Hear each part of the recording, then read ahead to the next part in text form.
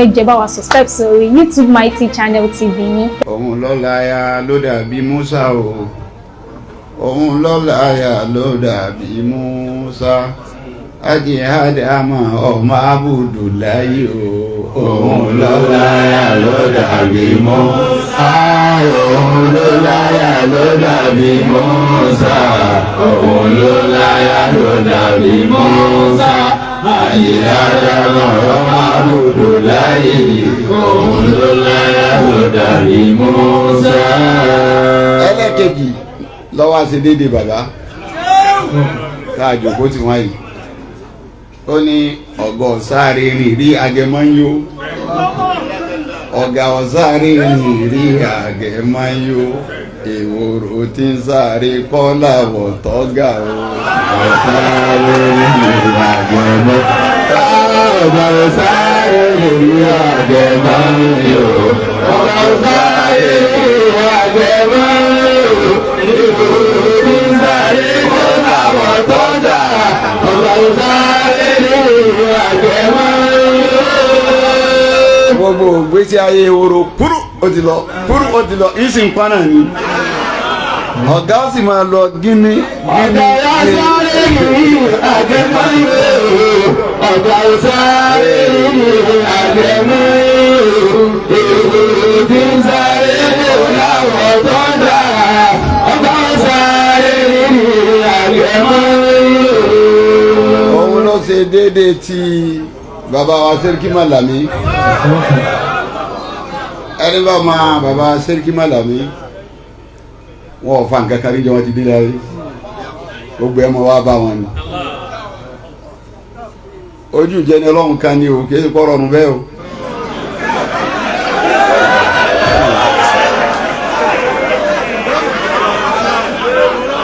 kí èèyàn wà níbi tó jókòó sí òun pẹ̀lú Ọlọ́run ni wọ́n ń nájú òun Ọlọ́run ní sọ̀rọ̀ kò bẹ́ẹ̀ nìkan sọ̀rọ̀ kí nǹkan sì máa wá bá a níbẹ̀ láyé ìṣerin tí wọ́n níbi ọba jòkó lójú ọjọ́ rẹ̀ máa wá bá a bọ́ká wọn ti pè ní ọ̀kan nínú ọ̀ṣẹ̀hùn ọ̀kan nínú ojú ìjẹ́ni Ọlọ́run ni.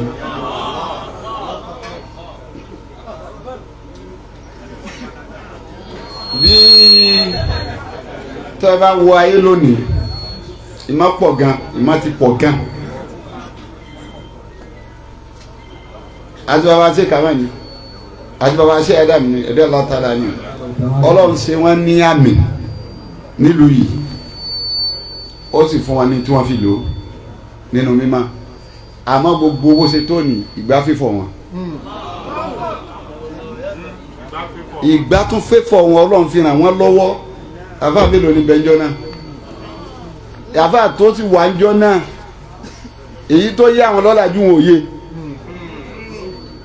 ká kọ́ ọmọ kéwu kọ́ máa lo ọgbọ̀n ọdún kó tó kéwu tán ìlàmúnà ni ó sì máa ké lọ́gbọ̀n ọdún ká wá gé e ní wẹ́wẹ́wẹ́ láàrin ọdún mẹ́rin kọ́ ọmọ mọ̀dáfá mẹ́tọ̀dù tiwọn tí wọ́n gbé wá nù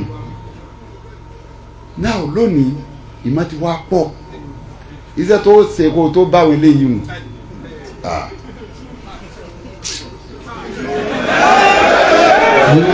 nítorí àṣírí ma ti tú àmọ́ nǹkan tí mo fẹ́ lò ń bẹ̀ tọ́ba wà bàbá tí wọ́n lọ níjọ́ òun yìí ìmọ̀ àwọn ọ̀pọ̀ tó ti sìn àmọ́ bùkátà wọn bíyá tí wọ́n bíyá mọ́ kí ló dé bùkátà tí wọ́n bíyá ìsọ́ọ̀fù àníyàn wọn dá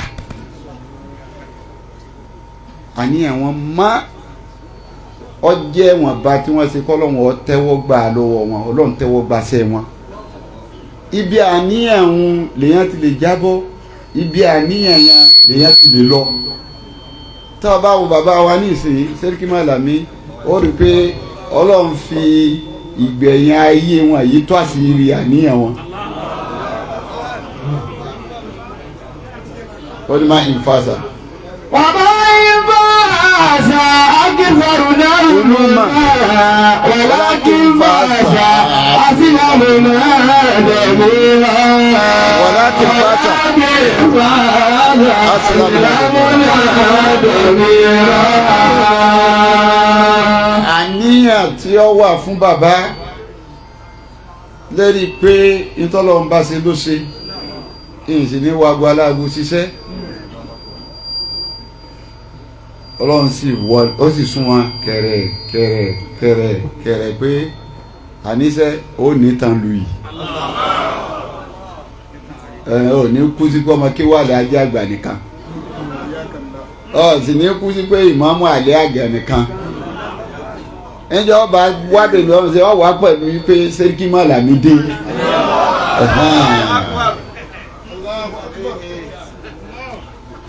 bí àfa náà bá ń wo sọ́mà nílùú yìí tó bá kú àṣàkàn bẹ́ẹ̀ lọ ló bá jólè ọba òní lọ kò ní dé bẹ́ẹ̀ wọ́n sọ fún kókó ni yóò ṣàdúrà ránṣẹ́ àwọn bá jólè rẹ̀ dẹ́ gbọ́dọ̀ gbé lẹ́tí èdè ẹ ní tètè lọ o kì í ṣe pé kú ti yá o wọ́n kàn ń sọ̀rọ̀ ni látara yìí pé bàbá kan ti tó wà sí yóò ká bá máa dára wa láàmú lọ nítorí ní wàá fi àgbẹ̀ àyàtò. àyàtò yìí máa kiri iná ọ̀fìn àbòsí àbálá tó bó ṣe rọ́ọ̀dà. bàbá mo kí yín o mo kí ọlọ́run lára yín ní pé ẹrú ọlọ́run sì ní kẹ́ ẹ rí sọ ọlọ́run èyí tó wá gbé báyìí lọ́jọ́ alẹ́ ìjẹ́ kẹ́ ló pẹ́ ọlọ́mọsàdìẹ ló pẹ́ fàlàáfíà lò kẹ́ fìdùnnú lò má sì gba nǹkan kan lọ́wọ́ yín fi ṣe gbogbo tó kó lé yín lọ́wọ́ kó tó dé ọlọ́run jọ máa lékún ni má jẹ́ ráàtì síwájú bàbá ọlọ́run Muhammad. mo kí gbogbo àwọn àgbàlagbà dákun torí àkókò ni mo á kí bàbá wa àgbà bàbá Fadilatu Sheikh Jibril Sàbáàlì bàbá wa níbi òròǹbó ọlọ́run tí ó gbé yín síbẹ̀ látọjọ́ tó ti gbé yín síbẹ̀ yìí tí ó sì mú yín kó ń bẹ̀. Èmi máa ń sọ fáwọn èèyàn pé ọ̀yẹ́kọ̀rọ̀ àásẹ̀sìn àbáṣe súnà òdìjà aláwọn súnà tí ọ̀dà nǹkan kan rú àwọn súnà kan ní níjọ́ tá a ti mọ̀ wọ́n àmọ́ wọ́n mọ súnà ní àmọ́wọ́ ọ̀tàpọ̀ ẹnìkan wọ́n dúró lé ní mánájú wọn lọ wọn ò sì tako yà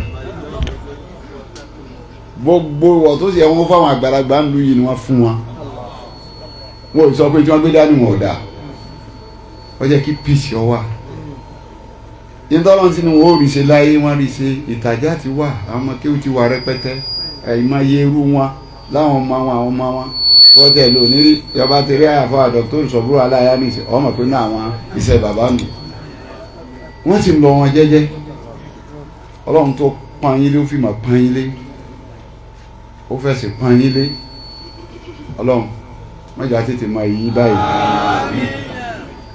tó wẹ ní bá ń sáré pé kágbàlagbà ó tètè lọ ọrùn ó sì wọ̀ wọ́n á rán ọ lẹ́rù ni kò sáǹfààní nínú ilé kan àbí ìlú kan tí ò ságbà tí ò wá ságbà mọ́ tó agbẹ́yìn ní ike náà lákùú tẹ́ à ń pera yín lágbá ó ní sáálà kátìrì jáàlù lè hajj àdìyá ṣọ̀bí ìlú kọ́ ọlọ́mọsàgárí ní pẹ́ẹ́rù mo fi kíta bàbá wa tí wọ́n wà ní ìkàlẹ̀. Magaji Aliaga bàbá wa Magaji Aliaga bàbá wa Tẹ̀fíìrì Àgbájì bàbá wa Ìmámù Alánàmú bàbá wa Ìmámù Ọlọ́sàn bàbá wa Ìmámù Alánàmú bàbá wa Alhaji Sharafuddin àti bàbá wa Khalifa Àjàrà. gbogbo àwọn àgbàlagbà bẹ́ẹ̀ ni mo kí láì yọ ẹnìkankan lẹ̀ torí àkókò nítorí Ọlọ́run wọ́n á kí àwọn afáwa bàbá Shehu Abdulkadir onílé márùn-ún báwo bá ti rí wọn ọtí Mudiru Markaz ọtí bàbá wa Mudiru Markaz Ọlọ́run bá wa kí yí o lọ́mọ sábà wà pẹ̀lú yín wọn náà àgbàlagbà tí ẹ tara wọn jáde tọ́ pẹ́ ní ire ni wọn gbogbo ìtọ́lọ́sí fẹ́yìn náà dáadáa mọ́jọ bàjẹ́ mo fi tí kí gbogbo tí ń jẹ́jẹ́ máa wà pátápátá bí adé wa múra ní fáàrù ni àfáà olè márùn gbóyìn mo kí láyé kálẹ̀ àfáà Muhammad Rasid gbogbo yìí mo kí torí àkókò rẹ̀ àfáà Agnenat gbogbo yìí mo kí o gbogbo ẹ̀yà mo kí ọlọ́run mọ́sàbá wà pẹ̀lú yìí àwọn ẹ̀yà gbogbo yìí mo kí o ájúwá sólù mo kí bàbá ó ti kí àlífà àtọ́ ọlọ́ba kí bàbá máa ní mọ́dé máa nù ọlọ́ba àdúró tì í. wọ́n kí àwọn dọ́kítọ̀ wa ṣẹ̀bùtú àwọn náà wà ní ọlọ́farapamọ́ ni gbogbo yìí mo kí bẹ́ẹ̀ ọlọ́run mọ́sà ọlọ́run bá wa dúró ti gbogbo yìí ọlọ́nàbí wa Muhammad ó wà ní àti kẹ́lí mọ́ tẹ̀lé yìí ọlọ́run mọ́sà bá pọ́n yín lé ọlọ́nàbí wa Muhammad. mo wá kí prof wa alẹ́ àgbọ̀n Professor Abubakar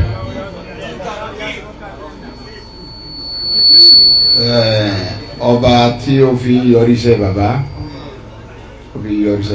báfa bá wà ó lè lọ́mọ kéwú tí ó yanjú àwọn kọ̀dà bí kọ́lọ́hún ó yọ nínú bíbí inú tiẹ̀ gángan kọ́lọ́hún ó yọ fún mo sọmọ rẹ̀ dàfà agbára òsìká ọlọ́run ló lè sọmọ èèyàn dàfà mọjá àbò òkè kọ́mọ rẹ̀ ó dàfà ó lè yànà wọ́n yìí tí ẹ fẹ́ jẹ tó ráyọ̀ pọ̀ ìran bàbá rẹ̀ tó ń bá wọn òun oníjọ́mọ̀ pé òun gan fúnra òun lásàmẹ́ǹtì kanú ayé òun àwọn ọmọ ọlọ́mọ ni wọ́n máa palẹ̀ mọ́ nǹkan máa ń lẹ̀ wọ́n máa palẹ̀ mọ́ àmọ́ Ọlọ́run fẹ́ yọrí iṣẹ́ bàbá nígbà tí a bá ní gbígbàdúrà dà pé bàbá wa sẹ́kíbàlà ní àfáà ní Ọlọ́run gbàdúrà rẹ̀ ìyàpá rẹ̀ lóhùn ní òfin wọ̀nà díẹ̀ èwo lórí tó ní láàrin ọmọ rẹ̀ ó sì wí ìlọ́ní ó wí. àmọ́ èsì gangan Ọlọ́run fẹ́ yìí gangan fèsì ọ̀rọ̀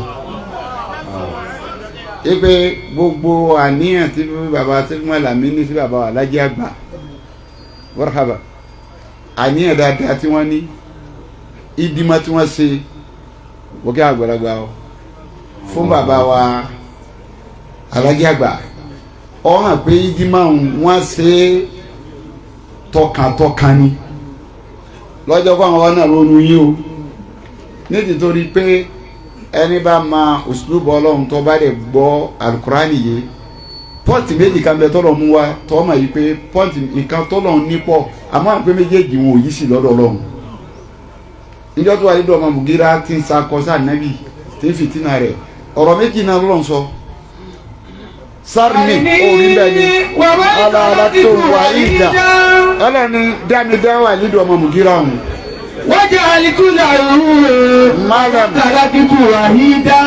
ọlọ́ni dámidáwà nídọ̀ ọmọ Mùgírà wọn ànábì má dá sí o èmi mo dá fúnra mi mo dá wà nídọ̀ ọmọ Mùgírà náà.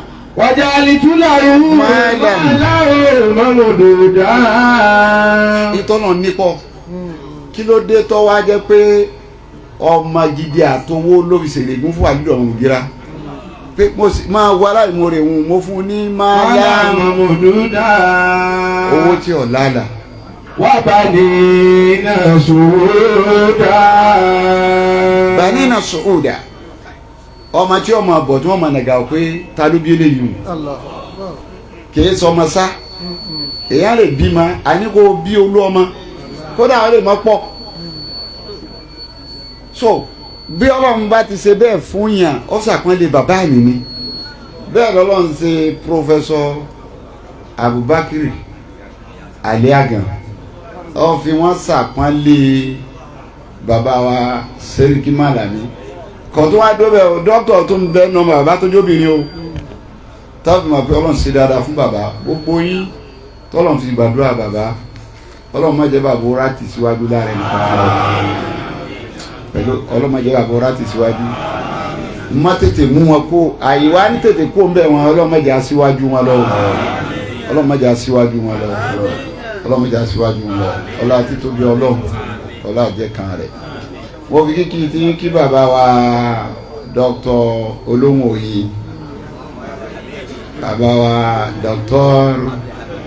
Abdul Hamid mo kí yín torí àbá ti kí yín àfi kọ́kọ́ lóhùn yín.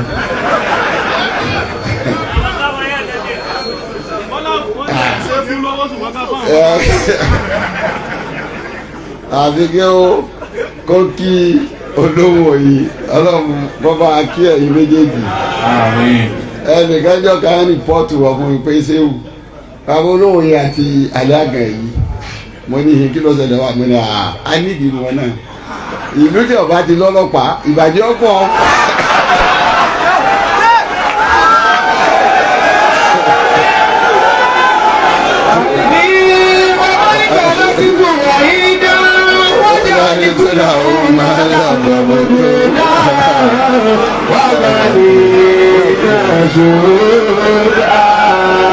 ọlọ́mọ adó ti yó ọlá ànábì wa Muhammad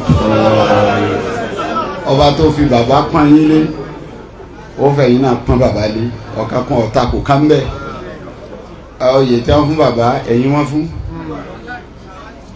fún àpọ́nlé ọmọ bàbá Professor Ali Aganayo ó sì ti di yìí ó tó ti kórìíre bánu lé yìí ó ti kọjá bó ṣe wà lánàá bàbá ti gbénu léwu kọjá bó ṣe wà lánàá ọlọ́run bá dó tì í ó káwọn ṣe wà Usman gbogbo jàmbá ẹ̀dá kò torí àkókò yìí wẹ́ẹ̀ ní fún ọlọ́run salamu alaykum wa rahmatulahi wa barakatuh. Antaya صدق يا مستندين إنني يوم لأنت مقصدي أسبي أيدي للهلا يا سيدي وتساعدني أنال والتدي كن مسكين ترى ما بال بي أنك يا مسكين سري طلبي أنك يا مسكين سري طلبي يا أبا بكر يا أبا بكر عليك سكتي لا تدعني للهداي أروتي إنهم يوم يشهدون أولي سيهم عمل المربي فسني إن تجف عني إلى ممن هرم اسمك ممن ترم علمي نار هربي أسحة الهمم ويهلي إن لم تكونني أمين كيف رجالا إنهم في سرى وهناك لقوم هم لسرية شيء بالغ الهدوة غير وانكم إيا قدوتي مصطفى ياسين يكون وصلي أحمد الفاسي تجاني أبلي فبه قولاي أبي فيدتنا وغزالي صاحب لحجتنا فافتحوا الباب فادخلوا بكم لأسيرا في الغد إياكم أزكي لهم إلهي بالرضا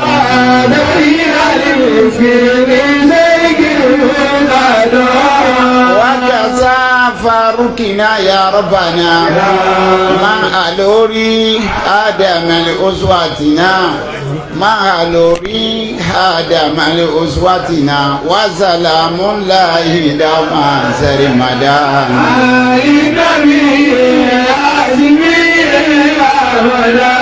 وكن عبد لله وسلام على عباده الذين اصطفى الله خير أما يشركون وقل الحمد لله وسلام على عباده الذين اصطفى الله خير أما يشركون ربي أوصيني أن اذكرني نعمتك الذي أنعمت علي وعلى والدي وأني أعمل صالحا ترضاه وأدخلني برحمتك في عبادك الصالحين. ربي أوصيني أن يذكر نعمتك التي أنعمت علي وعلى والدي وأن أعمل صالحا ترضاه وأدخلني برحمتك في عبادك الصالحين. وقال الحمد لله الذي أصابنا الحسنى إن ربنا لغفور شكور. وقال الحمد لله الذي أصابنا الحسنى إن ربنا لغفور شكور.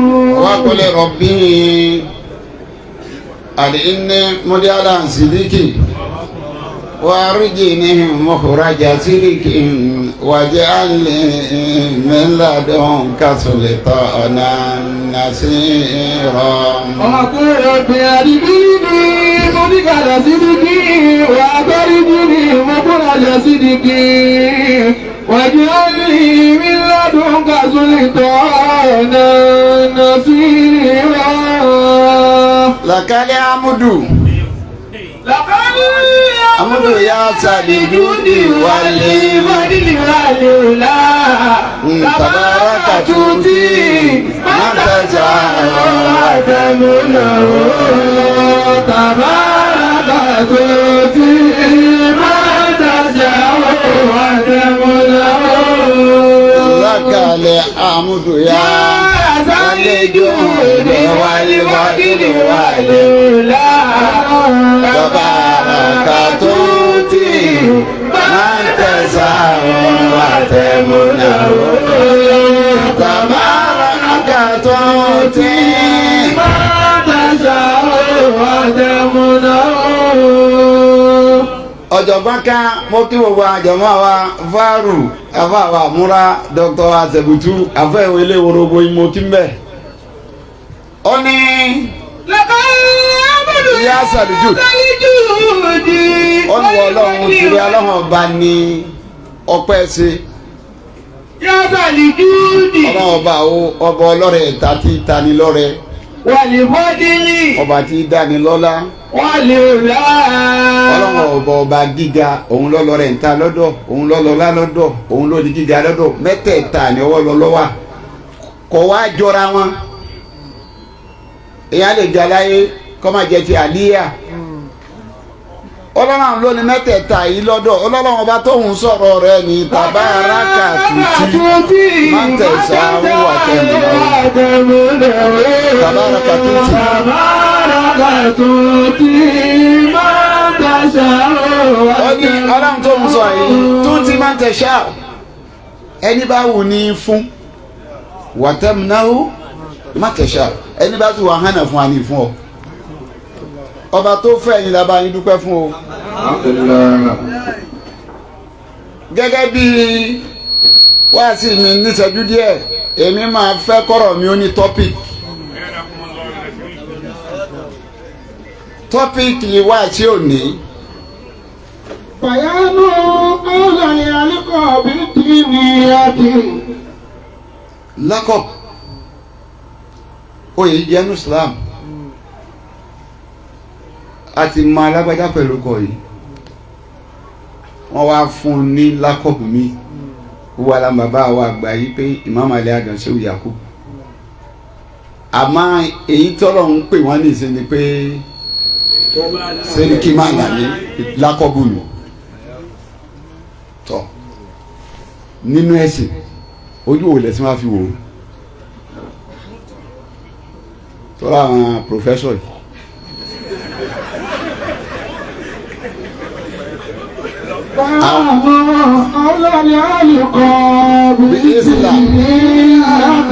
ojú tẹ́sí fi wò ó ni pé àkọ́kọ́ ń tọ́kẹ́sìn Islam ó ní ṣe ní lára ṣẹ́ ọ́fàlùṣẹ́ kéèyàn òṣìṣẹ́ bọ́ ọba nígbàgbọ́ sọ́lọ́run tó ṣẹ̀sìn fi ṣẹ́ kẹ́sìn ọlọ́run fàlùṣẹ́ yẹn gán Islam fàlùṣẹ́ yẹn gan lọ́jọ́ sọ yí pé nígbà tó fẹ́ mú ti ń jẹ́ kọ́ ọmọ yìí pé imani àti iṣẹ́ yẹn kò lè dá lọ àfi kí imani kí amadu okun nítorí wàá mọ̀ yìí pé amadu yẹn ó ní í ṣe pẹ̀lú ọlọ́run àwọn anábì ọlọ́run 124,000 ni wọ́n amárùn lọ́wọ́ àwọn 313 wọ́n ń jòjìṣẹ́ ọ wá yọ àwọn márùn nù wọn ó ní wọ́n máa jẹ́ olùlà asmi ìlàrúṣọ àwọn onímọ̀ àwọn afọ àwọn ní gbogbo ànábì ni wọ́n kí ló tún pín lọ́tọ̀ọ̀tọ̀ sí kó tó ní ta àwọn olùlẹ̀ asmi wà lágbára nítorí jẹ́ káwọn olùlẹ̀ asmi ọ̀ lágbára mí náà rúṣùl bó ìṣẹ́ ti tó ohun táwọn rúṣùl àwọn olùlẹ̀ asmi ti lágbára ni pé iṣẹ́ wọn tayọ tẹgbẹ́ wọn. Ànábì Nuhu, Ànábì Ibrahim, Ànábì Musa, Ànábì Isa, Ànábì Muhammad sallallahu alaihi wasallam. Nuhu tọ́jà àkókò òjíṣẹ́ ẹ̀sìnjọ́ yẹ wáyé pé iṣẹ́ rẹ̀ pọ̀ dépò pé Ìsìláàmù Al-Qur'ani jẹ́ àmọ́sẹ́ Nuhu ipò ṣiṣẹ́ gan ìgbà tí ń sọ ní ọwọ́ sàlẹ̀ bí sọ́tún ní ó ní. iná ìwádìí lẹ́nu òní lápò mi. má lọ síbẹ̀ òun lọ sí sọ́tún nù nísàlẹ̀ ọ̀fẹ́ dọ̀rọ̀ rú kò ní ní tìjàm ọlọ́ni mọ́ná núwà sáwọn àjọ rẹ̀ arkanu asánà ìlànà ọlọ́ni mọ́ná núwà sáwọn àjọ rẹ̀ rárá kí ni ń dààmú rẹ padà sí sọ́tún nù arkanu àwọn onímọ̀ ń sọ̀rọ̀. wàhálà rọ́bì ìní ìdáhùn mi lè ìlànà wàhálà. padà sókè. iná ìbàdàn kí ni ṣe yìí. ó lọ yàkọ́ mi ní ìlàkún Nasiru nínú. ibi ó ti bẹ̀rẹ̀ sẹ́niyàn iṣẹ́ tọ́lọ̀ ọ̀nà ojú ibi tó ti bẹ̀rẹ̀ sẹ́niyàn ó lé mi ọlọ́run náà mi òjíṣẹ́ ni mo jẹ́ fún yín. Nasiru Mubin olùkìlọ̀ ya iṣẹ́ tọ́lọ̀ gbèrè lọ́nu máa lọ sí wáàsí máa lọ pè wọ́n tó sì fojú hàn. àdìbùdúnlá wà sẹ́kù àti. ìpè kí n gbé ẹbẹ̀rù ọlọ́run àdìbùdúnlá ẹ̀sìn náà ẹbẹ̀rù ẹ̀ ẹ tẹ̀lé mi ọlọ́run mo fèrè ẹsẹ̀ yìí dì í. Ọ̀yọ́ akiri gómìnà ajáde Mùsàmá. Yọ ọmọ yín lára kò ní tètè mú yín lẹ̀ máa dọjọ́ tí àsìkò yín bá tó. Ìnà ajalọ́lá ìdájà aláyọ̀ akárù lákàtún tàlámú. Ó ní tásìkò yẹn bá ti tó ọlọ́run nígbà yóò mú yín kó ń bẹ̀ ní tọ́ àfẹ́ bá máa ní. Kọ́lá ọ̀bì ní ìdáwọ́túkọ̀ mi lẹ́la wọ́n ara. Nuhu ni mo pè wọ́n mo pa àwọn àjọ mi gẹ́gẹ́ bí iṣẹ́ tó rán mi lẹ́la. Mo pè wọ́n lóru mo sì pè wọ́n lọ́sàn-án. Wá lè mọ ìjìlé láwa náà ara wọn wọ́n kàrò pé ọ pè wọ́n lóru àná ó sì pè wọ́n lọ́sàn-án yìí wá padà Suratul Ankabut. Wọ́n lọ pàdé àrísẹ́ni náà ni lákọ̀mìhì pàlàbísàbí ìmọ̀lìbàsánátì ní ìlà àmùsí ní àmà.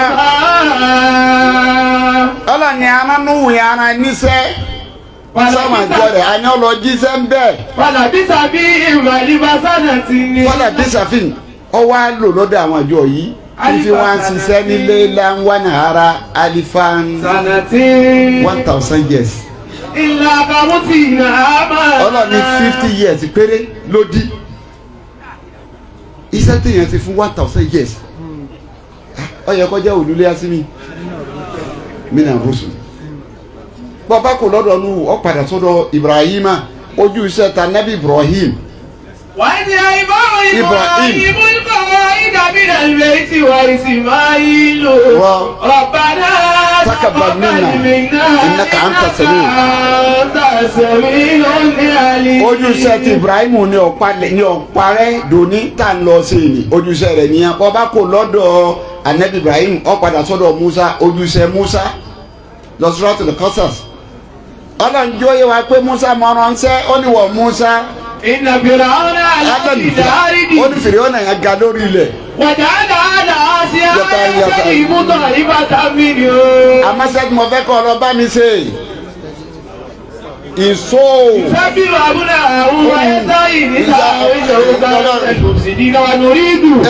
Ànàmúnà alálẹ̀dì ìyàsúní ìbò obìnrin àrídì.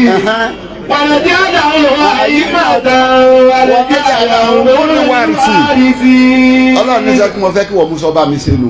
Òun ti di ó ti sọ̀rọ̀ ẹ̀dọ́ Ọlọ́run lérí ilẹ̀ ají ìmúra ayé ọtí ń bọ̀ sọ̀rọ̀ ẹ̀dọ́ ọlọ́wọ́n ọba lérí ilẹ̀ tán ń wá mú wọn sìn jẹ́ kí wọ́n ní freedom lọ́ba mi rescue àwọn ọmọ bani Israẹla ojúṣe ti Musa tó ṣe nìyẹn ọwọ́ akàn Isa ojúṣe Isa lọ sí Al-Imran.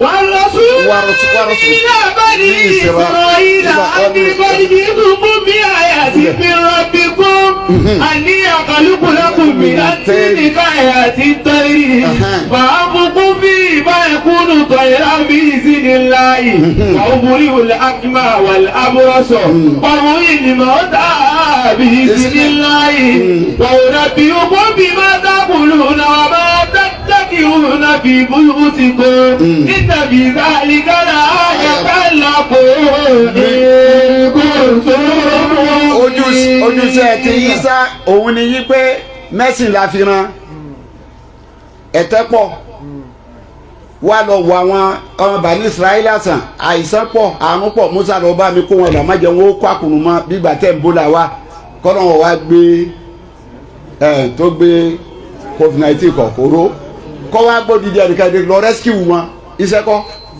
bẹ́ẹ̀ ni iṣẹ́ tí Isa wá sí ọwọ́ kan náà Muhammad sallallahu alayhi wa sallam iṣẹ́ anabi lọ́wọ́ pọ̀ jù anabi ní iṣẹ́ ọjọ́ anabi ní iṣẹ́ ọ̀sẹ̀ anabi ní iṣẹ́ oṣù anabi ní iṣẹ́ ọdún iṣẹ́ ọjọ́ anabi akimu sọlá.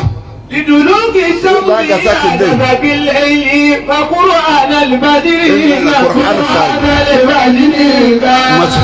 مسعودا anabi ní iṣẹ́ ọ̀sẹ̀ يا والذين آمنوا إذا نودي للصلاة من يوم الجمعة فاسعوا إلى ذكر الله وذروا البيع ذلكم خير لكم إن كنتم تعلمون. Ànábì wá níṣẹ́ oṣù àyàmùlẹ̀ bẹ́ẹ̀d àgbẹjọ́ mẹ́ta tí gbà iṣẹ́ oṣù rẹ̀ ni ọwá níṣẹ́ ọdún alhaji asúrù màlúù má tó fana fún ọmọ fún ìlànà láàrọ̀ fásà wàlá fòsókò wàlá jìdá iṣẹ́ ọdún Ànábì ní sáàrù Ramadan. الذي أنزل به القرآن هدى للناس وبينات من الهدى والفرقان فمن شهد منكم الشهر فليصمه ومن كان مريضا أو على سفر فعدة من أيام أخرى يريد الله بكم اليسر ولا يريد بكم اليسر ولتكملوا العدة ولتكبروا الله على ما هداكم ولعلكم تشكرون. iṣẹ́ ọdún tànàbí nu gbogbo àwọn olólè asimi yìí nínú àròsùn ni wọ́n níṣẹ́ ipe béèyàn bá ṣẹ̀sìn ẹ̀sìn nìkan ò tó àfi kó o fi sẹ́kùn lọ́jọ́ pé tọ́wọ́ lọ sí Suratul Kahf ìgbà tọ́lọ́ ń sọ ní Suratul Kahf bìrì pé innal ladina amanu wa amilu solihat. ìkàlẹ̀ bí àwọn jannatul firdawsi nuzula. bọ́bá kò mẹ́ lọ sí Suratul A'raf kí lọ́lọ́run ọba wí ń bẹ́ wa qalu alhamdulillahi. ọtọ́ bá wo bí tọ́lọ̀ ń parí ọ̀rọ̀ yẹn sí ó rí i pé iṣẹ́.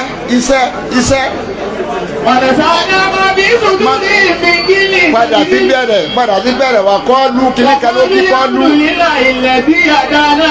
àṣà bàbá kúnná nìlá tẹ́lẹ̀ àlàó Naam. Làkọ́díjà ti lùkúlù rẹ̀bì lábíyàkì. Wànúdù àti ìlíkùn ìjàdá túrí sùnmọ́ àbímá. Kòtò tábàlù. Wọ́n jogún àlìjánà yìí mo fẹ́ lólùgbẹ̀yìn àyà òun ni.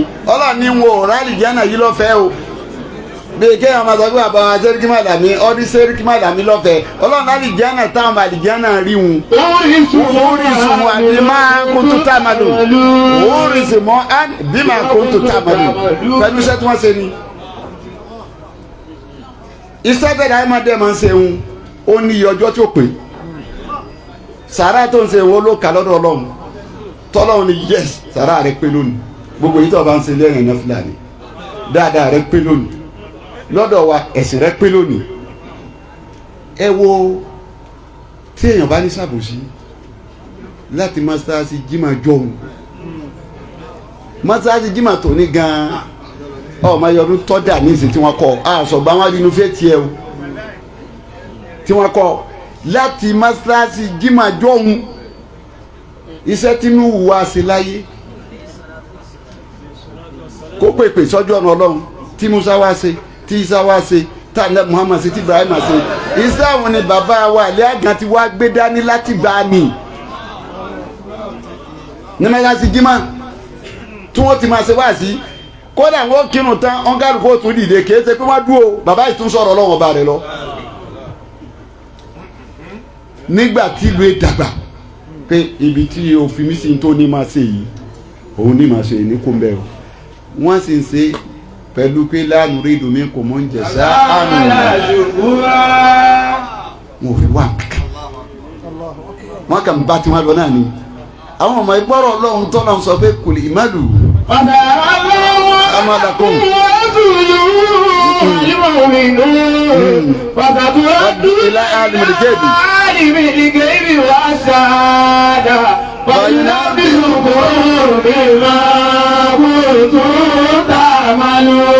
àtọ́lọ́run ń tẹ̀lé wọn pé máa ti sẹ́hùn bó ṣe ń ṣehùn ìmálù máa ṣe ọ̀sàyára láwọn àmàlà fún àṣé kì í yá fà àti sí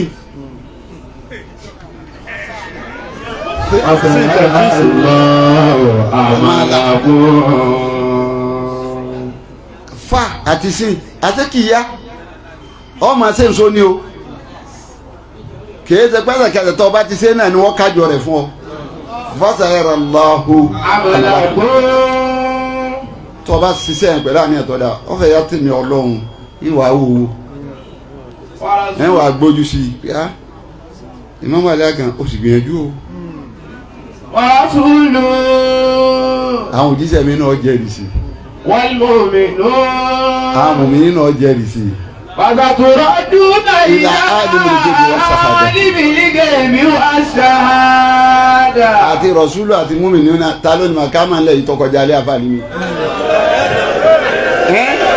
prọfù nílùú yìí méjèèjì tọ́lọ́hún wíhun ìpè èmi ọlọ́run ó rí rọ̀ṣúlù ó rí múmi ní orí ta ni rọ̀ṣúlù ọ̀hún nílùú yìí àti múmi ní ọ̀hún tọkọjá alẹ́ àfààní mi tọkọjá bàbá wa tí ń bẹ́ẹ̀ bẹ́ẹ̀ lónìí àwọn náà wọ́n rí i pé iṣẹ́ Ajagan yìí ó tó kí wọ́n náà rẹ o ọlọ́sìn ní kankan tí máa ń ṣe fún wa nulẹ̀ nì kò ní ẹnì kò délé àpèrè òun rí kọjọ́ dẹ̀ wọ́n máa ń sáàpù gan wọn ò ṣe é tán bàbá wọn bá yóò tiẹ̀ ṣe é tán gbogbo sọ pẹ́lẹ́ kọ ni wọ́n jọ́ọ̀jì dẹ̀ ni wọ́n gbogbo tá a máa ń sọ wọn máa gbọ́ ni dèdè táwọn fẹ́ mú bẹ̀ wọ́n ti mú ní tí wọ́n fẹ́ ló ń bẹ̀ wọ́n ti lò ó wọ́kàdákẹ́ wọn ò tún wá ṣe tíì ọ̀nà kan rọ̀ọ̀sì rọ̀ o wọn ò sì ṣe kọ́ ibi ṣe báyìí bàbá kọ́ nígbà màmá ń bẹ láyé wọ́n dìde lọ bẹ màmá wọn dá tó lọ ẹ má dá sọ̀rọ̀ àfihàn ju yín lẹ̀ yìí o ibi ọlọ́ba darí ẹ̀mí mi lọ wọ́n máa gba mẹ́sẹ̀gì tọ́ba tásìkò wọn ṣe nǹkan wọ́n lè rí lójú ohun tí wọ́n ra àwọn bàbá wọn tó ti lọ wọn ò sì ní sọ òmí wọn ò ní rí ẹ̀mí wọn ní ọkàn sọ pé wọ́n fẹ́ ṣe báyìí kó àwọn ọ̀sẹ̀ bíi táwọn ọmọ wọn ń wọ̀ bá yá wọn ò ní nǹkan kan ṣe.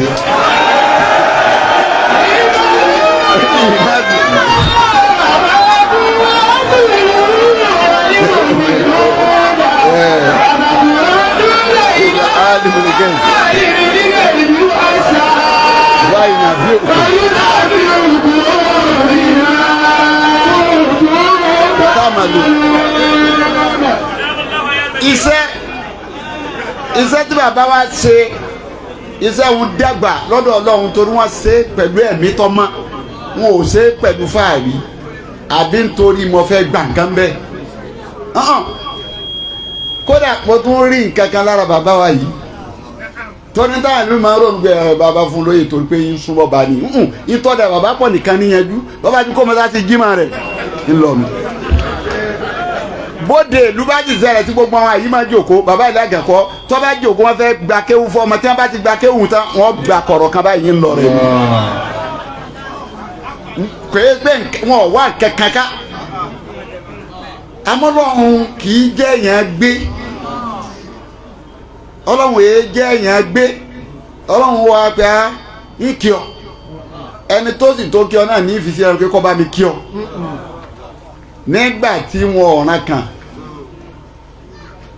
kìí ṣe pé ansa islam ló tì mú pọ̀ ní ìsìnkú ètò bàbá ẹ wá fún wa lóye ẹni àti fẹ́ fún ni irọ́ o ọba àwọn náà ló bìgì ni bàbá àtọ́lọ́wọ́n ọba wọn náà ni ọba àwọn náà ló bìgì ni pétọ́ mo kí ọ o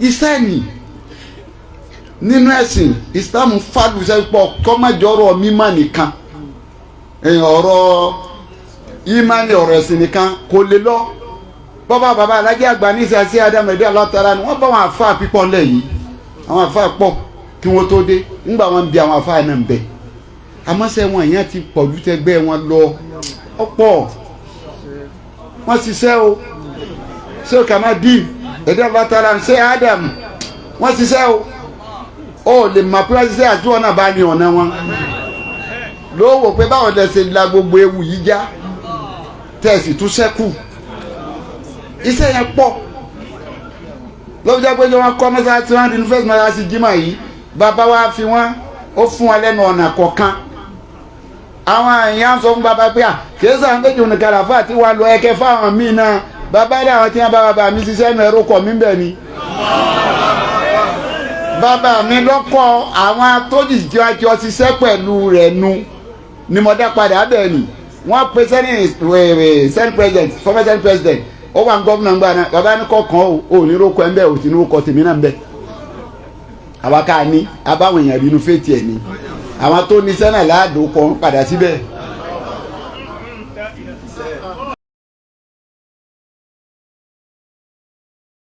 iṣẹ́. Kana yuridu al-izzata. Àyà mi nù. Izzatu jami'a. Ilayhi yas'adu al-kalimu at-tayyibu wal-'amalu yarfa'u. Iṣẹ́ nìní. Ìhùn lọ́wọ́ adébí ọ̀rọ̀ òye. Ní fàáfàá wá délé ọ̀rọ̀ òye ẹ̀sìn. Àwọn kan ní kájọyè nínú Islam ọ̀dà àwọn kan ní kájọyè nínú ẹ̀sìn kódà.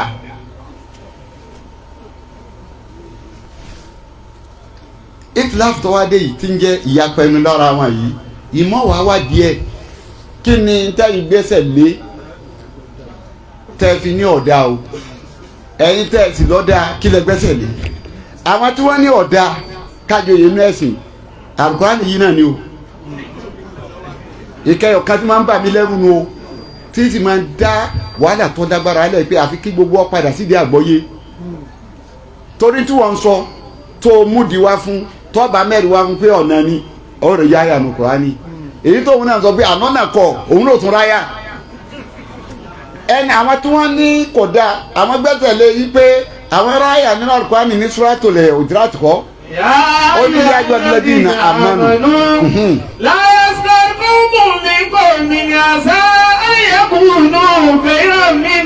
ọ̀n lọ́nà tó dínú. wàlá ní sáwọn ní sáyà sáyà padà sálẹ̀ wàlá àyà kọ̀ọ̀kanlá. wàlá bẹ́ẹ̀ bàṣú nílẹ̀ àlìkọ́ ìmọ̀ fẹ́ lónìí látàná bàṣú nílẹ̀ àlìkọ́ ebe na ngba sọ yín ló kọ tọ́ da yìí la tún wọn fún kọ́kọ́ kọ̀ọ̀kan pera yín. bìdìsálí símú ní bùsùnkù bá dálì ìmánì. èyí táwọn gbẹ́sẹ̀ lẹ́nu pípé àgbà látàná bàṣú bẹ́ẹ̀ àkọ́ bẹ́ẹ̀ sì ni wọ́n fún yàn lóye torí nǹkan méjì ni yìí máa kó èèyàn tẹ alikọ́ọ̀bù lákọ́ọ̀bù tí wọ́n bá fún ọ̀hún yìí máa kọ́ máa jẹ́ ti ẹ̀yìn àbí kọ́ jẹ́ tèbú lákọ́ọ̀bù méjì náà níbẹ̀ lákọ́bù lè wà kọjá tẹ̀yìn lákọ́bù lè wà kọjá tẹ̀bú ayé àwọn làwọn gbẹ́sẹ̀ lé pé kò lè rọrùn bẹ́ẹ̀ àwọn àjọ mi náà bá tún dé àwọn àjọ ẹlẹ́ẹ̀kejì dé pé kódà kò sí ti fi rọrùn tó kí wọ́n fún yàn ní akawọ́kẹ́lá kí wọ́n fún yàn ní lákọ́bù nínú ẹ̀sìn tí ń jóyè pé ẹ sọ ló kọ báyìí ká máa jẹ́ sẹ́ríkì Málàmí gbogbo ó kọ tó wù kọ́ bá wa kò sí tv dáa tó àwọn ìjọ kejì náà tó dé lọ sínú Al-Qur'ani padà lọ sí Suratu Nisa An-Nisa. ومن أحسن دينا من أحسن أسلم وجهه لله وهو محسن واتبع ملة إبراهيم حنيفا واتخذ الله إبراهيم خليلا.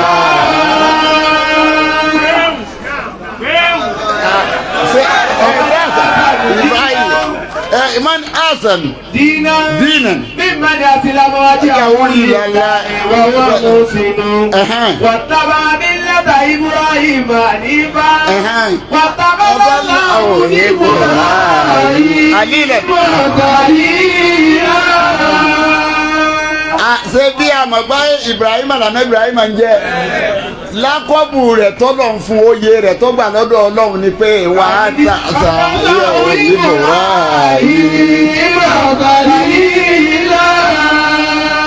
àti èso òun nìkan lọ́gbọ̀yè bẹ́ẹ̀ Musa náà gbà tún padà sí Suratu Nisa. ọ̀nà Rusula Warusula wakallama Allahu Musa taklima. àti Musa náà gboyè bí Ibrahim ti gboyè lọ́dọ̀ Ọlọ́run tí wọ́n fún lábẹ́ bàbá wa Sẹ́ríkì Málàmí tọ́lọ̀ ń fún ànábì Ibrahim ní Halil Rahman bẹ́ẹ̀ náà ni Musa náà gboyè lọ́dọ̀ Ọlọ́run Kalimullah ipe rusulan. wọ́n ní bàtà tí náà ó wà lè kà ní kọ́bílù. wàlúùsùlù làmì láti fún sí òun àlẹ́ ìka. wàkàlàmọ́lá òun taklima. àti Musa náà gboyè àti òpin lórí Musa tún lọ́dọ̀ anabi Isa lọ sí Suratu Ali Imran aya 44 orí ń bẹ. ìdìbọ́lá sílvà láyé kàtú yá Mariam. iná ńlá àyùbá ṣìrù kìbì kẹlímọ́tì mi ní wọ́n sì mú òlì máa sí wò. ìsàbùnù Mariam wàjí yá mi dúníà wà láà kíra ti wà mí náà ní mú kọ̀ọ̀rọ̀ bí. ojú ẹ̀ náà ni pé iná ńlá àyùbá ṣìrù kìbì kẹlímọ́tì mi ní òlì máa sí. bìkẹ́límọ́tì alimasi gbọ́dọ̀ Ọlọ́run tí ń jẹ́ masiu oyè tànàbí Isa nìyẹn Isa náà gboyè Ọlọ́run lákọ́bù yìí àwọn afáfin ká fún yàn lóyè nínú ẹ̀sìn ká fún ní lákọ́bù ká kójú kọ̀ọ̀kan ká wó kọ́ ńlá kan ká gbé fún un rárá o kìí ṣe pé ẹ̀sìn ọ̀tako eré àbí táwọn ń wò ní yí pé ó kọ̀ ó lẹ́tùn máa jẹ́ àtàdísì ká tọ́kanu sàbí ànábì gbà wáyé pé làtẹ́sẹ̀ alánilè máa làwọn ń wò ipe wọ́n ti ní ọmọ béèrè oyè lọ́dọ̀ ẹnì kankan rárá o tó ẹ pé yìí ọ̀dà ni Ọlọ́run ò ní gbogbo ànábì Ọlọ́run ọba yìí lóye tó ẹ pé yìí ọ̀dà ni ànábì ò ní fún àsábàlẹ̀ ìwà kayà àwọn sábẹ́ ànábì tá ànábì fún lákọ́bù kó tó lọ́dọ̀ Ọlọ́run máa wá kà lẹ́yọ̀ kọ̀ọ̀kan láwọn sábẹ́ ànábì tó ẹ pé wọ́n gba oyè lójú ayé ànábì ká ànábì ò tó lọ. láyé ànábì Muhammad. tutulafu ala sahabati likirami tilikari alikobule atiya. ó fẹ́ máa foyè dá wọn lọ́lá kó foyè pọ́n wọn lé bí bàbá lọ́lọ́ bàbá lọ ni tí wọ́n foyè dá wọn èèyàn lọ́lá pé gbogbo àwọn eléyìí ẹ̀jẹ̀ ń foyè dá wọn lọ́lá ó fi sàpọ́nlé wọn ni bí sí ń bọ̀ wá yìí. tutulafu lakobu sidiki ala sayidina Abubakar la mọ̀ sí lákọ́bù rẹ̀ tá ànábì fún oyè ẹ̀ tó gbà ní Siddiq ìtọ́jú ó sì jọ gba sábà bí ẹni Isra alẹ̀ wàlẹ̀rọ̀ ẹgbẹ́ subahana labi asran.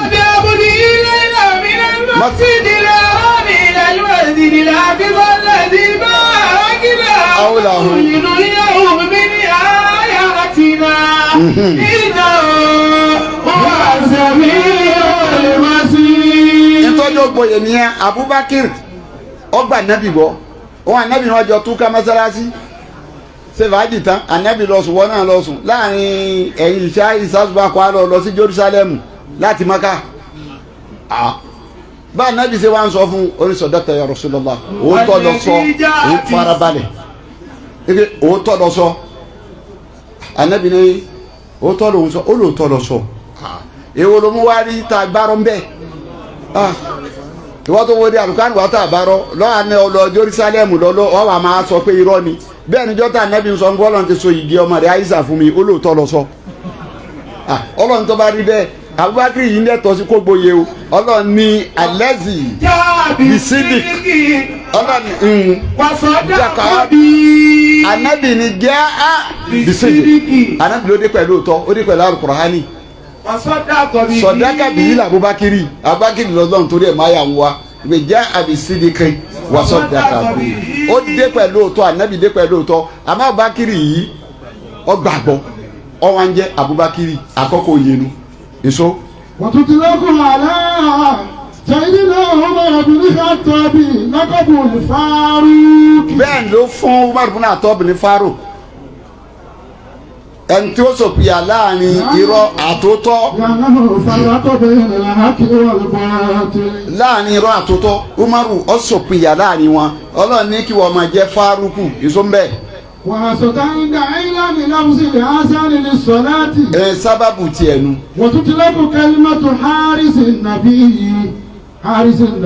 omi tunu ọ̀kan náà sábà oyè tiẹ̀ tọ́gbà ni harisu nabi yàrá harisu nabi yìí ni pé ẹni tí ń sọ ànábì security ànábì wọ́n fún un náà lóye security ànábì ló jẹ́ pé gbogbo èdè lẹ́lẹ́kan náà o agbawa nọ ọ̀dọ̀ ya wa Aisha ó lé ànábì wa lọ́dọ̀ òun jọ kan lálẹ́ ibi tẹ́rù mu dé ìwọ̀n pé kóun ó sì rí kan nínú àwọn tí ń sọ òun kó dé nìṣe Aisha ní kò pẹ́ síbẹ̀ àwọn làwọn à ń gbúrò ẹsẹ̀ nìkan lẹ́yìn fèrèsé àpè ta ni ó lóun lágbájá tọ́jọ́ kan náà security Aisha ní kò jìnnà sígbà náà ló ń gbọ́ tà ànábì hàn mú ọkẹ́ ti balẹ̀ pé ẹni security yẹn ti dé àwọn àsìkò kan ló lòun kó tó wá di pọ́lọ̀ ní sọ fún ogun tó ń ṣíwọ́sẹ́ lónìí wàláhù yasimuka security ànábì òun tó wá ṣiṣẹ́ òun ṣiṣẹ́ gboyè òun níta ní. Asad bun Abi Waqqas oyè tí ẹ̀tọ́ gbà ni wọ́n pè ní arisun nabi. so. وتطلق كلمة أمين هذه الأمة. oyè mi tunu. أمين الأمة. أمين الأمة. أنا أبي عبيدة بن الجراح. عبيدة بن الجراح. òun ni wọ́n sọ ní Aminu الأمة. أمين الأمة. ipe ẹni tá a kàn balẹ̀ sínú ìjọ wa yìí oyè tí ẹ̀tọ́ máa gbanu inú sábẹ́ Ànábì Muhammad. وهذا الصحابي الجليل أتى برأس أبيه العدو للنبي صلى الله عليه وسلم.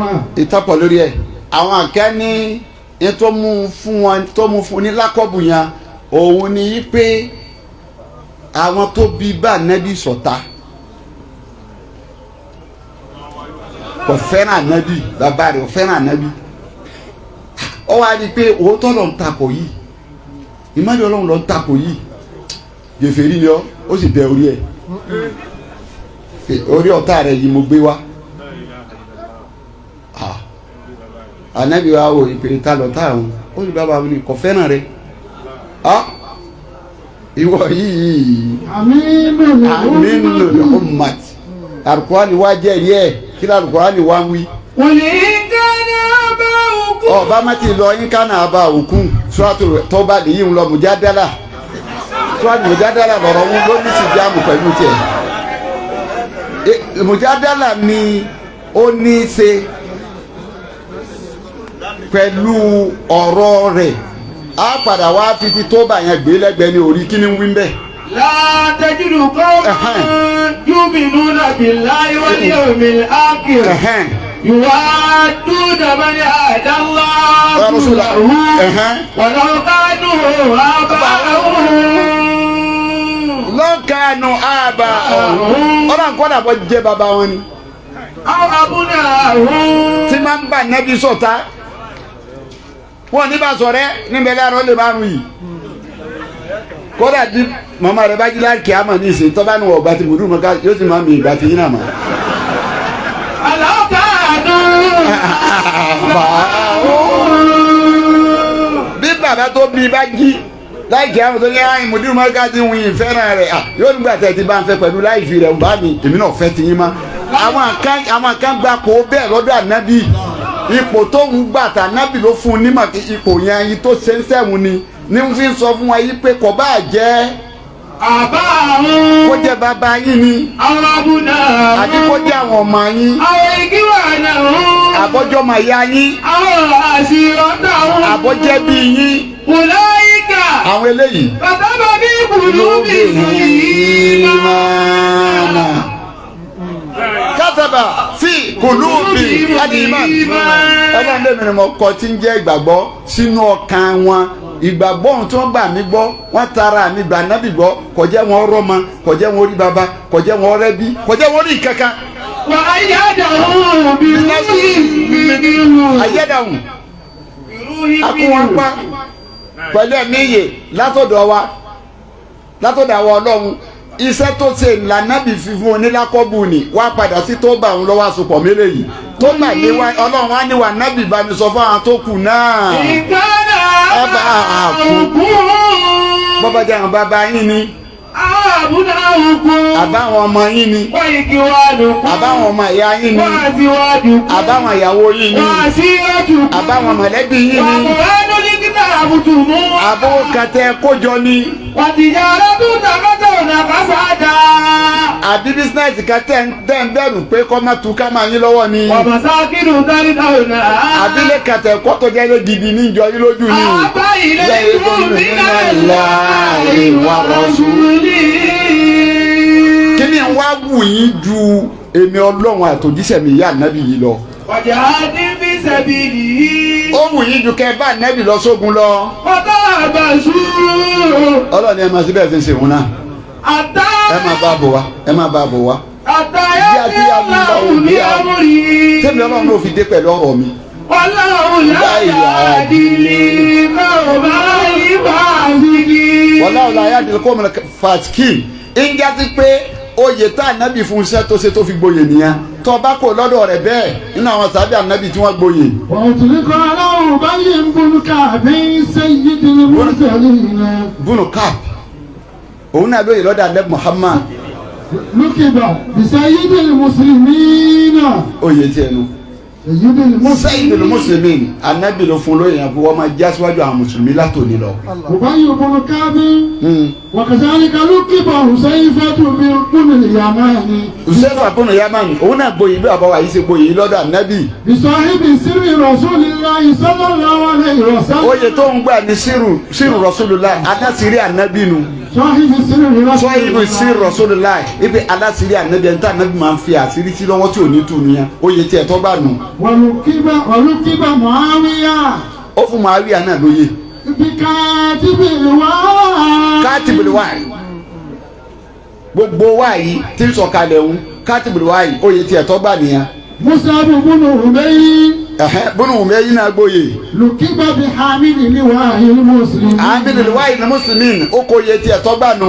لقب بحامل لواء ayé ní mùsùlùmí gbogbo wọn yìí ni wọ́n gbóyè lọ́dọ̀ ànábì Muhammad sallallahu alayhi wa sallam.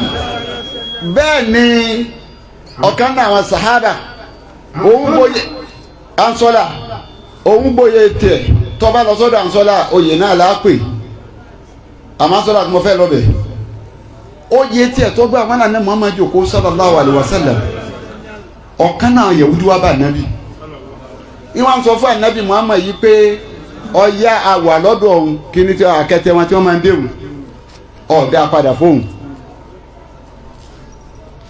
ànábì lóhun ti fọ́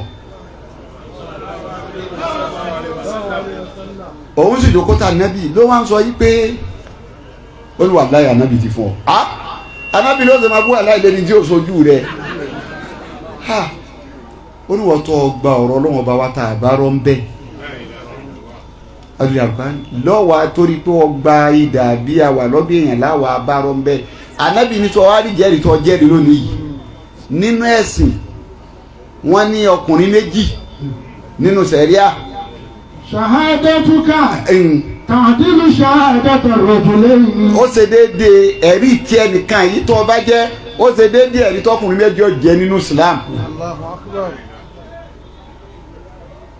bẹ́ẹ̀ ni asọ́là nínú sàábẹ́ àná Muhammad ọ̀dọ́ ni wọ́n wà lójú ogun bí wọ́n ti wá sinmi lógun díẹ̀ báyìí lọ́ba ó ṣẹ̀ṣẹ̀ fẹ́ ìyàwó ni ó wá lọ bá ìyàwó rẹ̀ wọ́n wá bí wọ́n bá tán sàábẹ́ báyìí ti gbọ́ pé jihad fi sabilillah nígbà wọn mú nǹkan ni ara wọn ò ní lélẹ̀ mọ́ kò ní lélẹ̀ mọ́ bó ṣe gbọ́ báyìí ìrìrì ọba tá gbó nǹkan mára ọba lógun wọn wá pa ó wà náà tí wọ́n pa sógun bí wọ́n ti wá pa tí wọ́n tó fà ànábì tí wọ́n báyìí ti ní wọ́n kú sógun ànábì wa yín àwọn kan pé ẹ lọ wò wọ́n ẹ ṣe yàtọ̀ wọn láàrin àwọn àti gèfèrí ànábì wa ní bẹ̀tì ansọ́là tẹ́ ẹ̀ náà wò yẹn o àmàlàkà ti wẹ̀ sọ ma pé bí ìjẹyàn bí bàbá wa tẹ́lẹ̀ kí máa bá sọ̀rọ̀ fọmọ kéwù ní àwọn akọ́ni bá fà wá sí ní akọ́ni ẹ̀dá kẹyìn ọ̀rọ̀ yìí wò dáadáa báyìí náà ti sọ báwọn àwọn sàbí wa ń wò pé ìwọ gẹ́gẹ́ ọjà nàbí màláìkọ̀ wẹ̀ ọmọ ansọ́là ní ọ̀wà rẹ̀ àmọ́ wọn ò lè sọ wọn lọ bí wọ́n ṣe ń débẹ̀ báyìí láàrin ibi tí wọ́n kú sí ni wọ́n rí ansọ́là tí gbogbo orí rẹ̀ tutù fómi gbogbo ìjàgbọ́n rẹ̀ báyìí wá rin fómi òun ni wọ́n wá sọ fún ànábì pé báyìí la bá ànábì lọ́rọ̀ ìtàn ẹ lọ́dọ̀ ìyàwó ẹ̀ torí agbọ́dọ̀ mẹ́sìn jáde ń bẹ̀rù kẹ́ ẹ bèrè pé kí ni ìṣesí rẹ̀ kó tó lọ sógun wọ́n á dọ́dọ̀ ìyàwó ẹ̀ ní báwọn ṣe ṣe sáà ní tán lọ gbọ́ ànábì ní kò lè gbẹ́gbìn yẹn lọ́wájú Ọlọ́run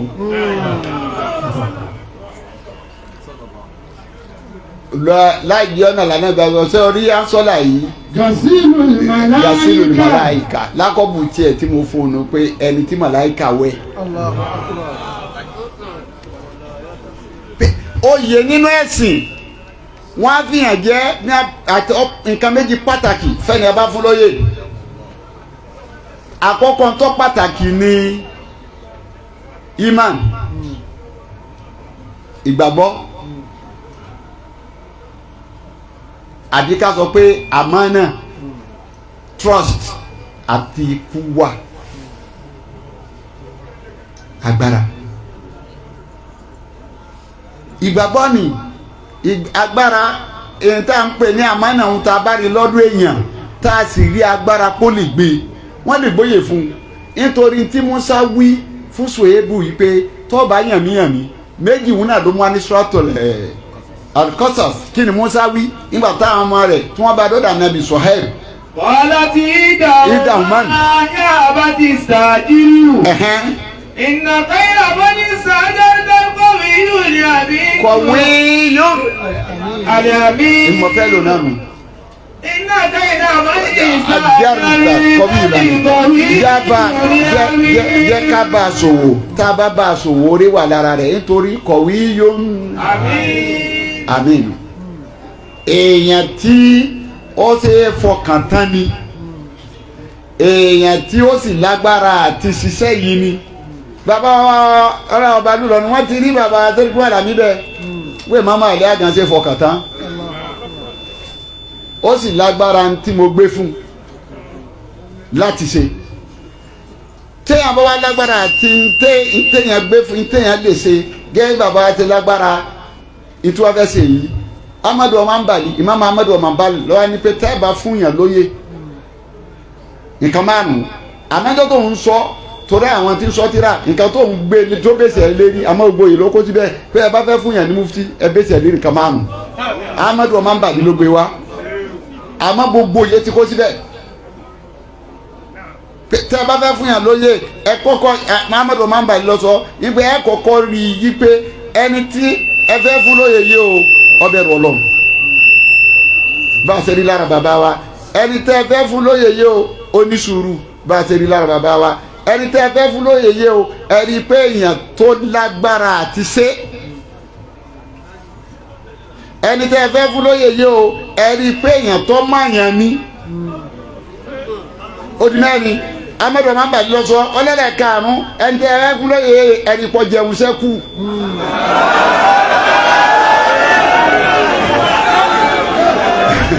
èmi tí mo wí amadu ọmọ àgbàdo ló wí ó sì lákọọ́lẹ̀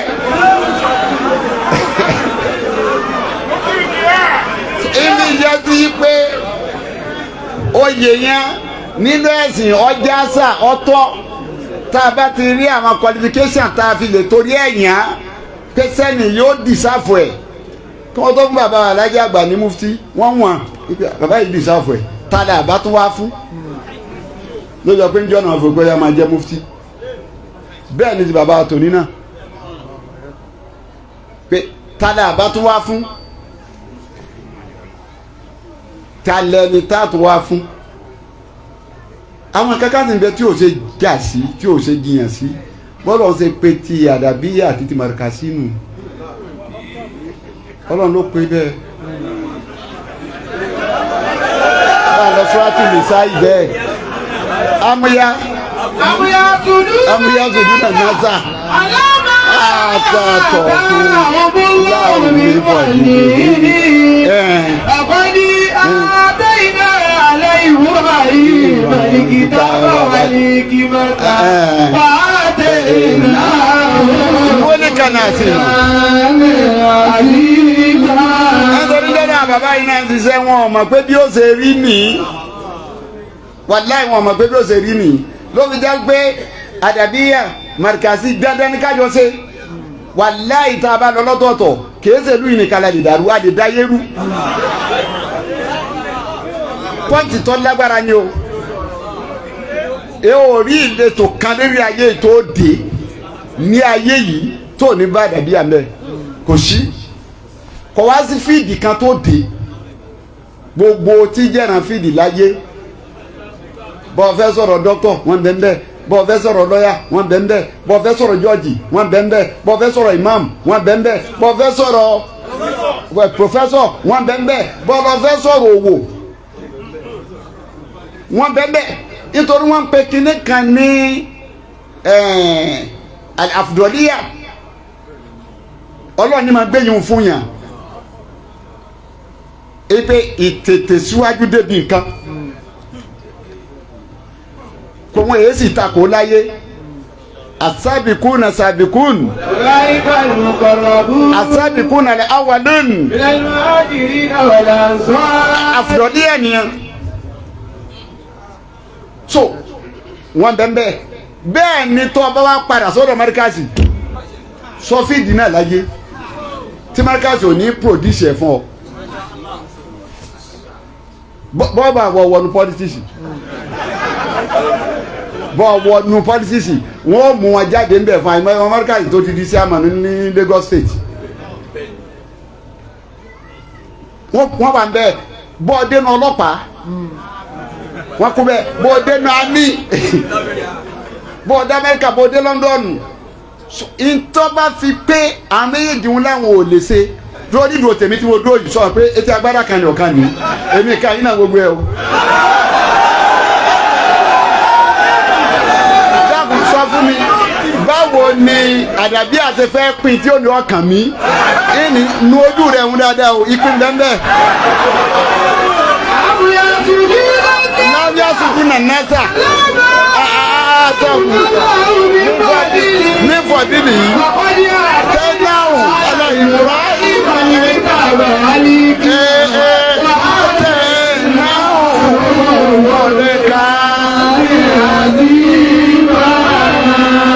báwo ti fẹ́ pin tó ní ọkàn mi pé kọ̀ọ̀kan mi gbogbo yọ̀ọ̀kan bá ti ń tọ̀ bẹ́ẹ̀ bọ̀ àdàbí àwọn ń tọ̀ bẹ́ẹ̀ bọ̀ mí lára ni ọkàn mi bẹ́ẹ̀ ni kò lọ́n tọ̀ bẹ́ẹ̀ bọ̀ màrìkàsí báwo ló ti fẹ́ pín márkàsì tí ó ní ọkàn mi èyí ọlọ́run fi sèmi lẹ́sàdùn ó wò ó bí ọwọ́ ṣe bẹ́ẹ̀ ni ibi ẹgbẹ́ méjèèjì ń mo gbọ́dọ̀ wá ń bẹ́ẹ̀ ẹgbẹ́ méjèèjì mo gbọ́dọ̀ ti balance. lọ́jọ́ pé dídò mi tí mo dó yìí ní ìṣiṣẹ́ mò ń dúró fún àdàbíyà ilé wa nu mò ń dúró fún márkàsí àfọ àwa nu. àwa lórí pé àwọn bàbá yẹn ṣe tí wọ́n ṣe ni àwa la ní láti mọ bá a ti fẹ́ máléjì iṣẹ́ ni torí tá a bá ti mọ bá a ti fẹ́ máléjì iṣẹ́ yẹn a máa kọ́lẹ̀ bá ṣe wọn àwọn ìṣiṣẹ́ tí wọ́n ti lọ́dọ̀ Ọlọ́run àwa tá a wà lẹ́yìn wọn ni yóò jẹ́ ìtìjú fún àtẹ́bù lálá tí wọ́n máa du wájú abá pàdé wọn pé àbá báwo ni wọ́n á sẹ́yìn wá sí àwọn ọba ṣe báyìí fáwọn àfa wa ni ẹ yóò dé bá. so àwa la ní láti manage iṣẹ́ tá a bàbá gbé kalẹ̀ wọ́n ti ṣe ọ̀pọ̀ ọlọ́run sì ti gbà á dandan sì ni ká máa kọlura wa á kọlura wa kò sí bá a ṣe fẹ́ ṣe tọrọjà kan náà dáńtà kí wọ́n àṣẹ ní kọlura wa ìwọ ò sì ní gbà fẹ́mi ní ìsìn kọ́ kí mi ọmọ sọ pé tèmi dáa ju tiẹ̀ lọ bẹ́ẹ̀ mi náà ṣe ní gbà fún wọn náà kò ní tiẹ̀ dáa ju tèmi lọ àti kájọ wò ó pé tiẹ̀ dáa tèmi náà dáa.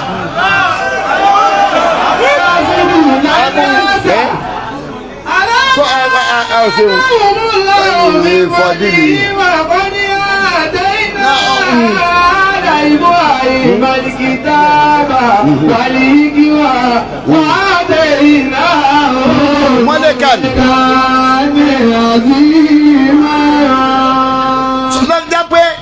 ìkọ́kọ́ débi kan tọ́lọ̀ máa ti dá lọ́lá fọ́dúnlá àsìbàkíyà nìyẹn ọgbà fẹ́ níwájú pé ọlọ́run dá ọlọ́lá ó sì kì í kusẹ́ ẹni wájú lọ akérò ẹ̀yìn tọ́lọ́ bá síwájú ò lè sẹ́yìn bọ́ bá sẹ́yìn ò lè ṣèwájú ìwọ nìkan tó wájú kó lọ́ọ́ máa wẹ̀yìn ó ṣubú ẹnìkan ló tún bá àwọn náà wẹ̀yìn náà ló fi já sí pé oore tọ́lọ̀ ń ṣe fáwọn bàbá yìí ọ̀rọ̀ kọ́mọ́bàjẹ́ iṣẹ́ kọ́mọ́bàjẹ́ àdúrà kọ́mọ́bàjẹ́ òun láṣẹ á sì padà sáré àyà kan tí fẹ́ràn dọ̀kù torí ayé àgbéyà yọ lẹ́dí iná àmọ̀nù.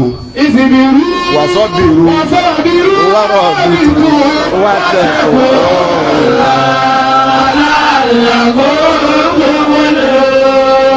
baba alaja àgbà ọlọmọsà bá kẹ́ wọn baba sèw tajul hadad ọlọmọsà bá kẹ́ wọn baba tajul mumini ọlọmọba kẹ́ wọn baba wa alágbàjì ọlọmọba kẹ́ wọn baba sè adam ọlọmọba kẹ́ wọn baba wa ẹsìn yóò bí ọlọmọba kẹ́ wọn baba wa sukuti ọlọmọba kẹ́ wọn baba àgbà kọsẹ̀ baba wa sẹríkìmá làmílẹ ọlọmọba kẹ́ wọn baba wa ń kíyì pa baba wa fàdàbí baba wa umar fa ọlọmọba kẹ́ wọn baba pọ kájí ọlọmọba kẹ́ wọn baba wa sẹw sọfí ọlọmọba baba wa kẹ́ wọn baba wa sí àgbáyé ọlọmọba kẹ́ wọn ọlọmọ yá fi gbogbo wọn baba wa fàlà ọlọmọba baba wa kẹ́ wọn lálùmọta ọlọmọba baba kẹ́ wọn gbogbo àgbàlagbà tí wọn ti lọ ọlọmọba kọmọsà yá fi gbogbo wọn ọlọmọsà yá fi gbogbo wọn ọlọmọsà yá fi gbogbo wọn àwọn tí wọn kú látòrí bàbá wa sẹ́ríkìmá làbí bàbá wa àjára ni bàbá wa lásẹ̀ ni gbogbo àwọn àgbàlagbà tó kù ládàbíyà látọ̀rọ̀ bàbá àdífà ọlọ́run sì wá pẹ̀lẹ́pẹ̀lẹ́ bàbá mudir markaz lọ́dọ̀ gbogbo tí ń jẹ́ nìkábà markaz yìí ọlọ́run mọ́tà bá wà pẹ̀lú wọn ọlọ́run títóbi ọlọ́run jẹ́ kàlẹ́ ọlọ́run jẹ́ Muhammad bàbá níbi òròǹbó ọlọ́run mọ́tà bá dó ti bàbá ọlọ́run jẹ́ àrí wọn pẹ́ ntọ́ fa ńlẹ̀ kójọ fún wọn kọ́ má fi dúnlẹ̀ tó ká o àbá alájẹ́ àgbà ọlọ́run fi kẹ́kún kẹ́ wọn ọlọ́run bá ayọ̀lù sí wọn àgbàtà náà majana wàrà ájì wa súlọ ọlọ́jẹ́ ọlọ́run kọ́ kára àlùbáríkà ọlọ́run kọ́ gbàdúrà kọ́ tọ́jú àwọn àgbàlagbà o àgbàtà náà majana wàrà sáktà náà majana bàbá wa olórí ọmọ àlọ́ nígbàdàn profu baba adé agalọba dókè ayiwa alatara majana warasakta na majana allahumma rzuqi faqwa fi dini siyadata fi ilmi kifayata fi rizqi siyata fi badani tawbata qabla an yamut aja bisalat ya zal fadl wal ihsani ya alikal maut wa ya sabi allahumma jal ma fi qulubil mu'minin balli ila mi'at wa sinina sana min ghairi gusa wa maradi wa sidati wa faqati allahumma arina al haqqa haqqan wa sukuna tiba'ahu wa arina al batila batila لا قبل وعي ولا عبادة ولا مثل وحي لقد سبقت كلمات العباد اللهم منصورون وإن جدنا حسبك الله حسبك الله حسبك الله حسبك الله حسبك الله ومن اتبعك من المؤمنين الله ملائكته يصلون على النبي يا أيها الذين آمنوا صلى الله عليه وآله وصحبه سبحان ربك والسلام على المرسلين والحمد لله نعم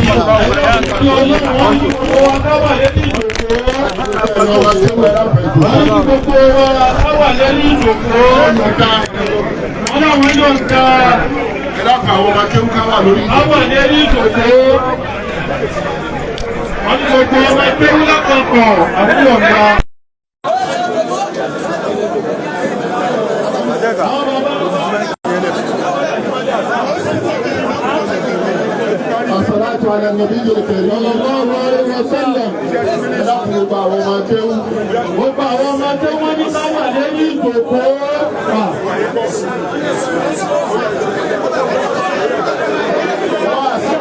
Wọ́n ní wá sí ìrọ̀lẹ́. Wá sí tí bàbá wa Mufti tí wọ́n ṣe yìí.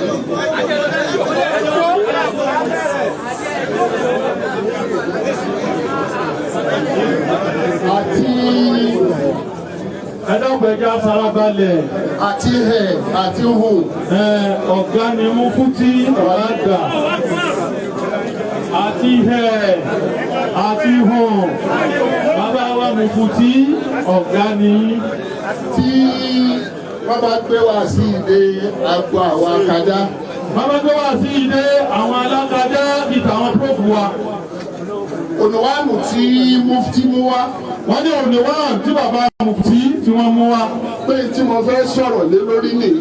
Pé tí mo fẹ́ sọ̀rọ̀ lé lórí nìyí.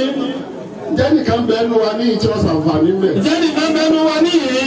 Nígbà tó ti ẹ̀kọ́ bẹ̀rẹ̀ rẹ̀ kálukú wo pé bo ni bàbá Mufti ó gbé lọ.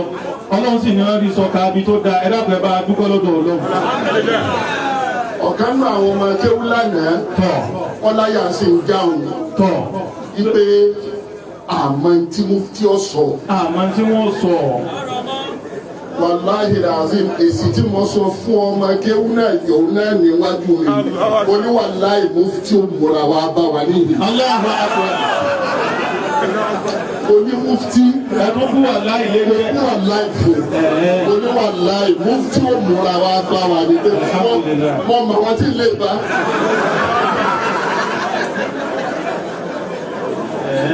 Wọ́n ní Súfì wọ́n bá gbọ́ wáàsí yìí wàláhì yóò gbé wáàsí rẹ̀.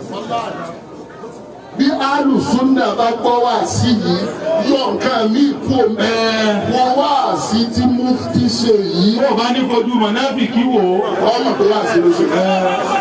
Láwọn olójú mọ̀náfìkì ń bẹ. Tó bá rí bẹ́ẹ̀ nítorí tí wọ́n mọ̀mọ̀ wá ládùúgbò ní ìtọ́ òun náà ní àsìkò oró. Bá a sì ti ń ṣe fún gbogbo àwọn tí wọ́n bá wá tí Mufti yàtọ̀. Àfi bàbá fi àbá kéke ńlá ló. Kí ni Mufti ó gbà lọ́wọ́ wa? Kí ni Mufti ó gbà lọ́wọ́ wa? Àmọ́ mo ti bá a ti ń ṣe. A ṣe bẹ́ẹ̀ náà. Ọ̀kan náà máa tó Màkóńdòrò dá. Màkóńdòrò á tẹ̀lé sàtà. Máa bọ̀. Ọlọ́run padà lórí wákà rẹ̀ wọ́n dá. Ẹ̀jì yìí lọ nínú ẹ̀jù yìí lọ. Gbogbo ayé ẹ̀mẹ̀ ní iṣẹ́ ìtì wa. Àwọn àdàbí wa ní Kàmẹ́lì. Àwọn mẹ́ríkà sí wa ní Ádámà. Tí wọ́n bá bí wa pé ta ni Mufti àwa. Oníkìtì bá lálùfáà gbà. Ọlọ́run ló yẹ yín fún yín lẹ́mí rẹ̀. Àmín. Mufti lọ tọ́ sówó.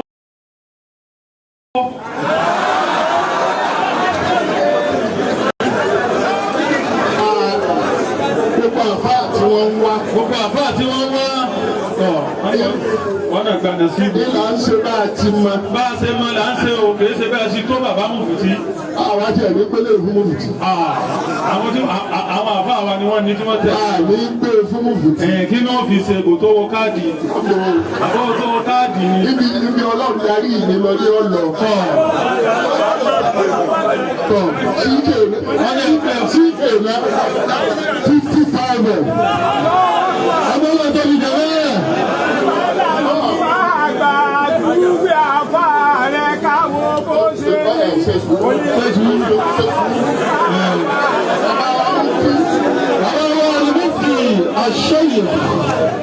Suleiman Oníkìjìpá Àdámọ̀ ọlọ́run ayàtọ̀. Àwọn akẹ́kọ̀ọ́ wọn challenge ni. Àwọn ọmọdé wọn challenge àwọn prof. Èèmọ̀ ètò tì ní nígbà tí bàbá wa Àgbáríjì ló mọ̀ wá. Wọ́n á ní ẹ bá mú tákàdá kan. Àti kálámù. Ó sì lédè èkó ni. Ìwà sọ fún bàbá wa Àgbáríjì ló mọ̀. Sàlámù ní alẹ́ àhàlẹ́ Àgbáríjì ló mọ̀ náà. لأهل التقى والعلم والعرفان لأهل التقى والعلم والعرفان. Ọdún mo ti kọ́dọ̀ bá ṣe parí nù. Àwọn àti ti bàbá náà fún wọn náà. Ṣé é fẹ́? Níwọ̀n abẹ́ ogún brọ́dà mi, alájà Abdul Fadil orílẹ̀ márùn-ún. Òun àwọn àwọn òpè sọ wọn kọ́ fi yà. Bí nǹkan ti wú ẹ máa wí tọ̀, ọ̀fẹ́ gbà lọ. Sàlámù ní ọ̀la, mo fún ti bìyà rí wà á lè ní wà ní ìdàrú àzàlẹ̀ màkàmú bí ìmọ̀kàní.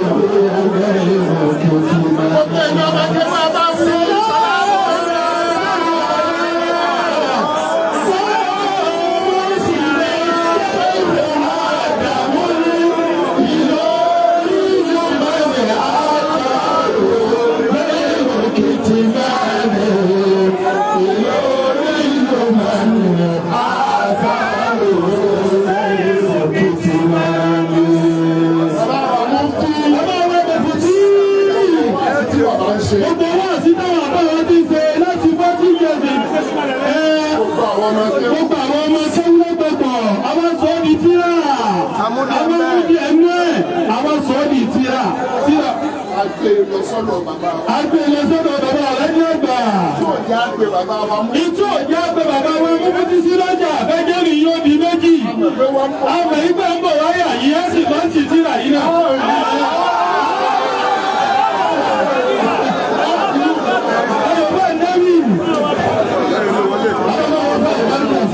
Gbogbo àwọn ọmọ tó ń lẹ́gbẹ̀tọ̀. Gbogbo àwọn ọmọ ọba wa àbúrò wa. Gbogbo àwọn àbúrò wa lóbìnrin. Ọlọ́run sí àwọn ẹgbẹ́ àlọ́. Ọlọ́run lẹ́yìn àti oríṣẹ́ ẹgbẹ́ rà.